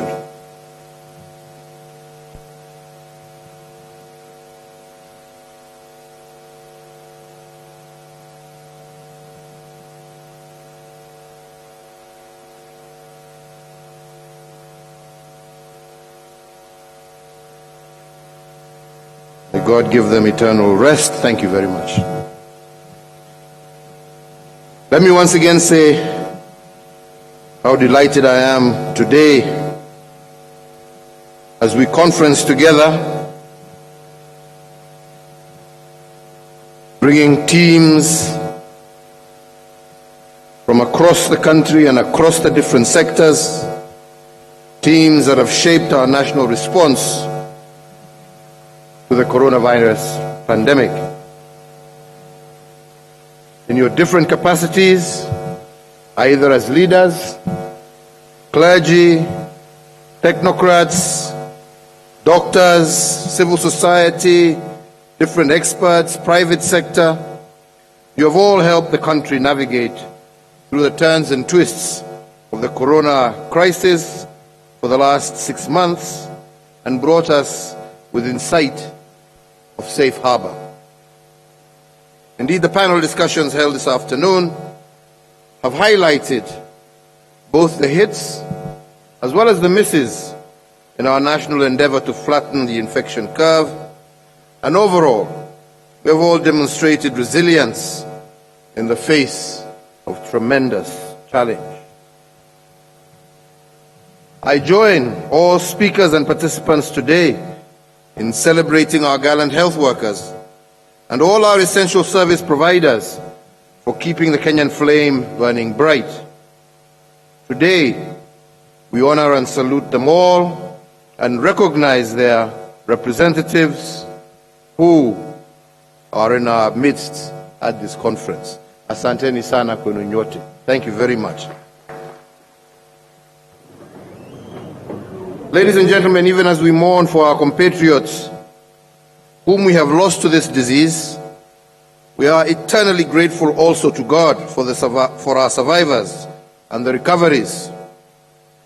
Each death is undoubtedly a tragedy, but every recovery is also a story of heroic triumph. And I am confident that as a nation, we will stay the course for the remainder of this journey and reach our desired end. For your efforts, I want to once again thank each and every one of you collectively, as well as individually, on behalf of the people and the government of the Republic of Kenya, and indeed on my own behalf. Ladies and gentlemen, for the last 6 months, the country has been in a season of paradox. Since March this year, when we recorded the first COVID-19 case, it became necessary to shut down the economy in order to save it.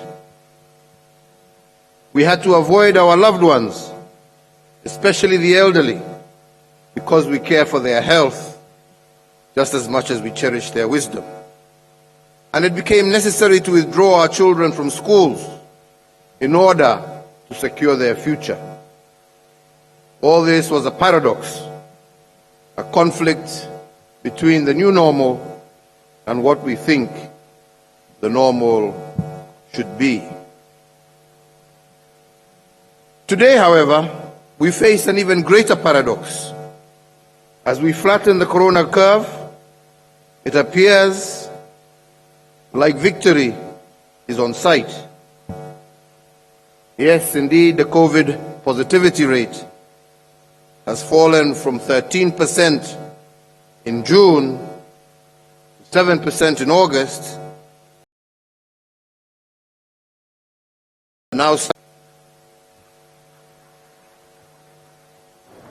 with these figures, we can all be tempted to celebrate, more so because we are now below the 5% positivity rate recommended by the World Health Organization for reopening. Yet these achievements are a paradox in themselves. And I say so because the greatest danger is always at that moment of victory.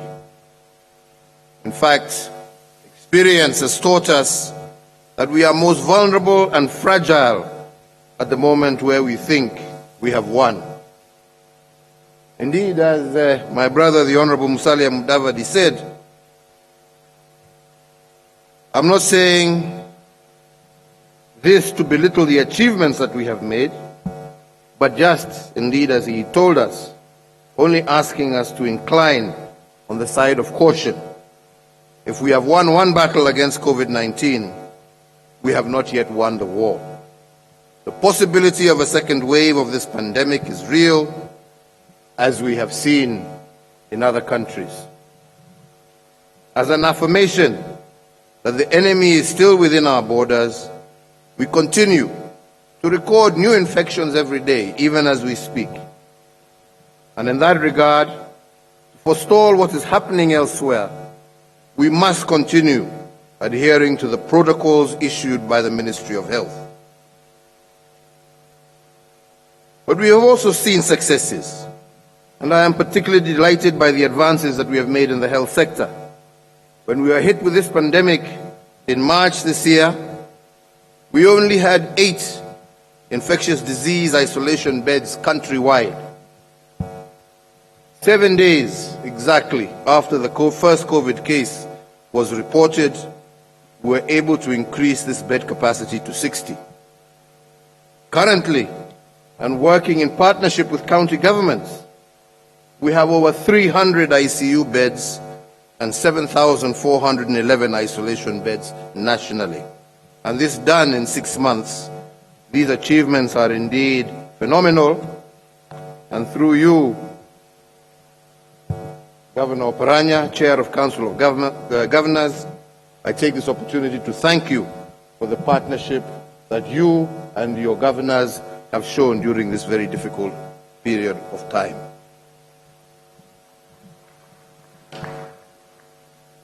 In fact, in this period of 6 months, we have actually installed more medical equipment than has ever happened since our country's independence. As an affirmation of our expanding capacity, and as we continue to use this moment to reimagine Kenya's healthcare, earlier this month, I presided over the official opening of our 5th National Referral Hospital, the KU Teaching Referral and Research Hospital. The new facility is part of our national response for specialized treatment of chronic diseases, notably cancer and renal diseases, the twin diseases that have caused and wreaked havoc to many families across the nation. In that regard, once the KU Integrated Molecular Imaging Center is completed by March of next year, there will no longer be need for any Kenyan to travel abroad in search for specialized treatment, cancer treatment, as our enhanced capacity will be able to handle any medical conditions that people now are currently traveling abroad for. Indeed, the referral facilities, coupled with the expanding county infrastructure, will enhance our national possibilities and anchor our plans to position our nation as a top medical hub for our region, for the continent, and indeed develop medical tourism as a new area of generating income and jobs for our people.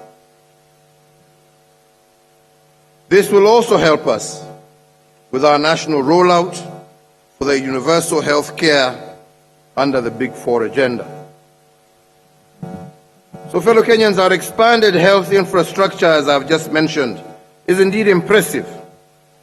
However, it is important to question ourselves and ask ourselves, does it make our position unassailable if a second wave were to hit us? Is it sufficient a buffer to keep a second wave at bay? The answer to this question is a resounding no. The expanded infrastructure is necessary, but still not sufficient. Without citizen action, the impressive infrastructure cannot forestall the aggression of a second wave, as I said, as we have seen in other countries.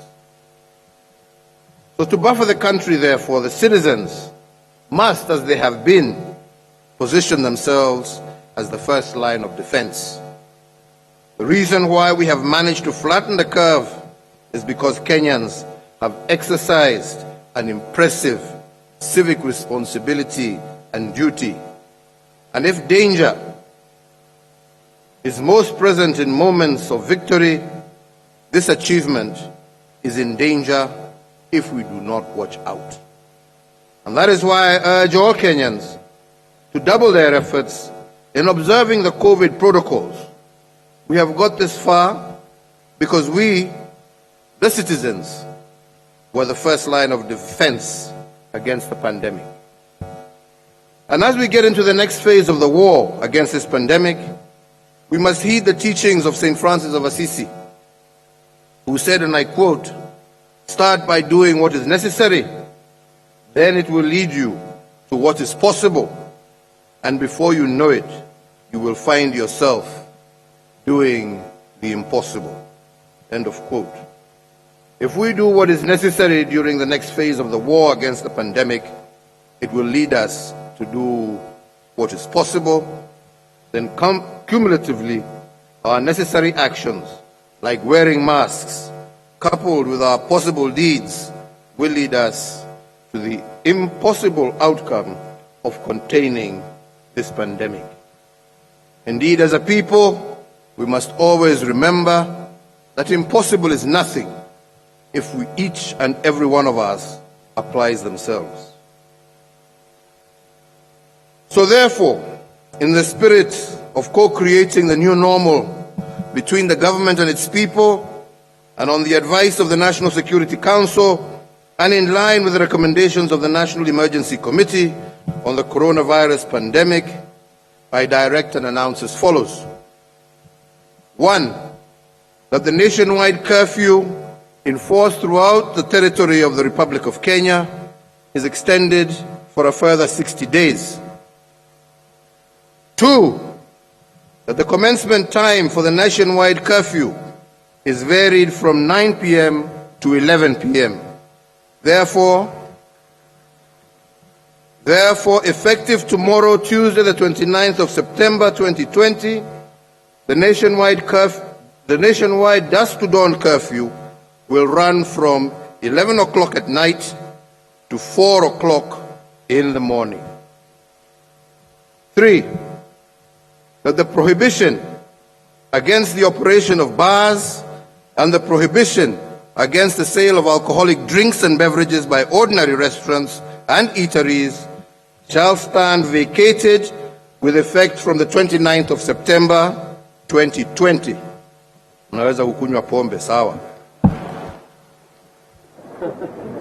4, that the closing time for all bars and restaurants and eateries shall be 10 p.m. every day with effect from the 29th of September 2020, and their operations shall be with strict adherence to the applicable guidelines and protocols issued by the Ministry of Health. 5, that in line with the recommendations of the Interfaith Council, the permitted maximum size of religious gatherings is increased to 1/3 of its normal sitting capacity, but with strict adherence to all applicable guidelines and protocols issued by the Ministry of Health. 6, that the permitted maximum number of persons attending funerals and weddings is reviewed upwards from 100 to 200, but with strict adherence to all applicable guidelines and protocols issued by the Ministry of Health. And indeed, once again, going back to the Honorable Musalia Mudavadi, he posed a question. We thank Kenyans, but it is we, the political class especially, that is leading the charge in defying laid down protocol. So hii ugonjwa ikiendelea kusambaza, tujiangalie sisi wenyewe mbele ya tuanze kuangalia wananchi. Hiyo nimesema 200, good. As we progressively de-escalate the containment measures and resume a sense of normalcy, on education, our paramount consideration, both as a government, but also as parents, is the safety and well-being of our children. The lives of our children and their health is not a matter for debate. Learning institutions, therefore, should only be reopened when we have and can sufficiently guarantee the safety of all our children. And here, I really would plead with Kenyans, let us not focus ourselves on when schools will reopen, but how shall these schools open in a manner that protects our children and protects their lives and their health. Tafadhali, tusiwe tunapigana juu ya mambo ambaye, let us think first about their health and well-being, and once we have established how, then together we will agree when. So therefore, the resumption of in-person learning must be predicated on strict adherence to the health protocols and guidelines as issued by the Ministry of Health. So therefore, I call upon the Cabinet Secretary for Education, once we have agreed on the how, he will thereafter immediately issue a calendar for the resumption of the 2020 academic year, if it is to be, or if it is going to be 2021. Hiyo ni kulingana na directives na vile tutakubaliana how. As I give these directives, I underscore the need to continue adhering to the health guidelines and protocols to avoid losing the gains we have made thus far. And to also say again that I will not hesitate to escalate containment measures in the event that any of these indicators that we know start to rise again. So fellow Kenyans and conference participants, the containment measures put in place in March of 2020 to stem the spread of COVID-19 have had positive returns in terms of our safety and national security. This is something most people have not actually noted. In the 6 months since we started the containment measures, crime has exhibited a 21% average decline, and traffic accidents have reduced by an average of 10%.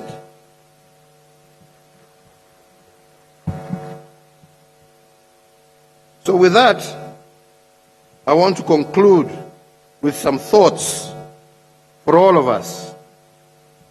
As I said, especially with regard to our economy, and as I said earlier, that we are living in a season of paradox, an age where our new reality is a conflict with what we feel reality should be. Indeed, that is not only true of our social lives, but also true of our economy. Against all odds, as we have seen and heard today, some of our entrepreneurs have remanaged and reimagined the subsisting pandemic and created a new business reality that disorganizes the existing order at play. This is a new business model driven by innovators and makers of things, people who did not see danger in the COVID crisis, but actually saw an opportunity. Businesses that experienced shock from COVID, but bounced back better. But the question that this development begs is the following. If positive disruptions and innovations have mushroomed during COVID-19, how do we together support them as part of our resilience building strategy? How do we boost a small samosa delivery company known as Wow Eats, whose recipe is hundreds of years old, for instance? How do we encourage the Association of Women in Agriculture with their innovative work, especially amongst vulnerable, informal settlement women across the country? How do we assist this kind of people? During the first phase of this pandemic, we rolled out a series of economic stimulus packages, and today, in support of our small businesses and innovators, I also direct as follows. 1, that the National Treasury considers retaining the VAT at 14% until the 1st of July 2021. 2, that the National Treasury considers retaining the income tax rates, pay as you earn, at 25% until the 1st of January 2021. 3, that the National Treasury considers retaining the resident income tax, which is corporate tax, at 25% until the 1st of January 2021. And 4, that to continue cushioning low-income earners, the National Treasury maintains the 100% tax relief for persons earning a gross monthly income of up to Kenya shillings 24,000 beyond the sunset date of 31st December 2020. 5, that to continue cushioning our micro, small and medium-sized enterprises, the National Treasury considers maintaining the reduction of the current turnover tax from 3% to 1% for all micro, small and medium-sized enterprises. And 6, to enhance access to credit for our micro, small and medium enterprises, the National Treasury is directed to expedite the ongoing rollout of the Credit Guarantee Scheme in partnership with participating banks as well as our development partners. The Credit Guarantee Scheme, as approved by Cabinet, is a risk-sharing partnership between the government and the banks, which will afford our enterprises across the country to access credit and would increase the amounts that we can lend to this sector by an additional 100 billion shillings. So, fellow Kenyans, when COVID pandemic hit us in March this year, we did not know the extent of the crisis. In between the crisis, I told you that we were in what I was calling the fog of war. The theaters of war were invisible and indeed foggy. However, today, I am comforted by the fact that we are not running in the dark. We might not know everything about the pandemic, but we do know a lot more than we did in March. And although we only know in part, we are better prepared today than we were in March this year. Our level of civic consciousness and responsibility is much higher. However, to build the resilience that allows us to participate or to anticipate the second wave and respond to it, we must do even better. That is why I must emphasize by repeating what St. Francis of Assisi taught us. If we all do the necessary, it will lead to the possible, and indeed at this point, the possible will happen without even us realizing it. Starting the next phase of this pandemic by doing the necessary and working together in unity as we have done, this is how to defeat this COVID menace, and I do believe that through that unity of purpose, we can indeed succeed. I want to once again thank Kenyans across the country. I want to thank all leaders across the country for the manner in which we have been able to work very closely together despite the fact that we have been apart. If it was not for that working together, we would not be where we are, we would not have achieved what we have achieved. I continue to urge you to work together, continue to partner together, and I am certain that that way is the surest way, not only to defeat this pandemic, but also to ensure that we build a prosperous, equitable society in which every single Kenyan feels a part and not a single one of us feels left behind. I thank you. May God bless you, and may God continue to bless this great Republic of Kenya. Asanteni sana. Thank you.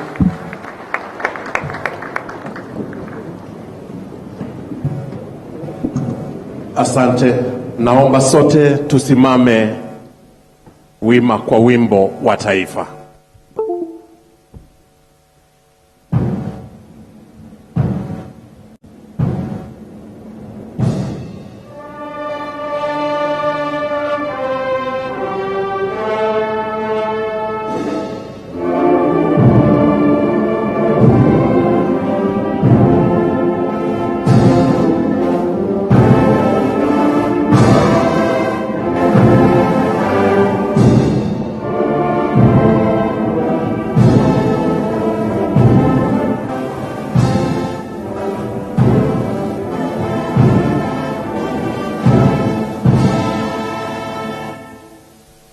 Thank you very much. We remain standing as His Excellency the President leaves at his pleasure.